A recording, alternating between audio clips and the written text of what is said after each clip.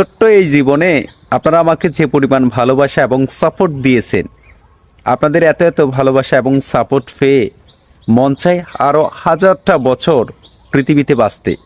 আবার গুটি কয়েকজন মানুষে যে পরিমাণ আমাকে নিয়ে ষড়যন্ত্র এবং বিভিন্ন ধরনের বিভিন্ন চক্রান্ত করতেছেন, তাদের ষড়যন্ত্র এবং চক্রান্ত দেখে মন চায় যে কোনো সময় এই পৃথিবীর মায়া ছেড়ে একেবারে চলে যেতে।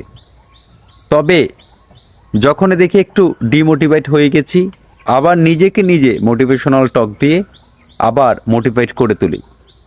শুনুন, আপনারা যেখান থেকে আমাকে শেষ করে দিতে চান ষড়যন্ত্র করে, আমি আবার সেখান থেকে শুরু করব ইনশাল্লাহ। কারণ আমি অন্যায়কে কখনো প্রশ্রয় দিই না এবং আমি নিজেও কখনো অন্যায় করি না। হয়তো অনেকে আমার পিছনে লেগেছেন, আমাকে নিয়ে ষড়যন্ত্র করতেছেন, এটা সকলে জানে। ভালো কাজ করতে গেলে, ভালো কাজ করলে এটার একটু বাধা আসবেই। তবে সকল বাধা অতিক্রম করে সামনের দিকে আস্তে আস্তে নিজের লক্ষ্যে এগিয়ে যেতে হবে।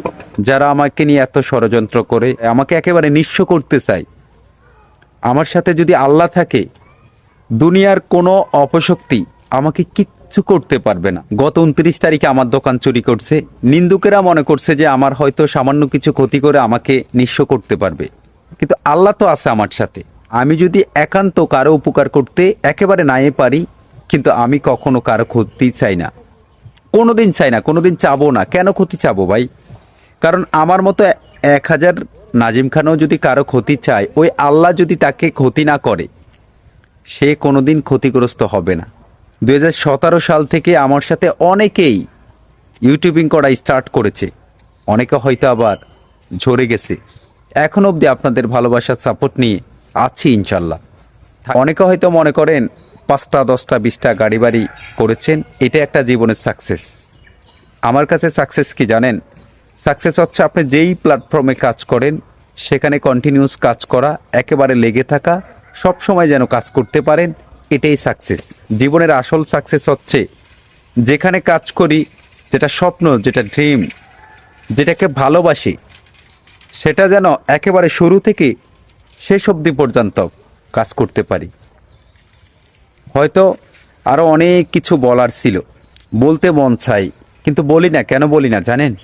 পাবলিক ফিগারে এসে অনেক কিছু বলতে চাই, কিন্তু বলি না। আমি সর্বশান্ত, বড় ক্লান্ত, অনেক দূর আমাকে যেতে হবে।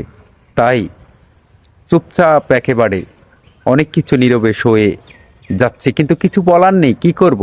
আমি তো নিরুপায়, অসহায়।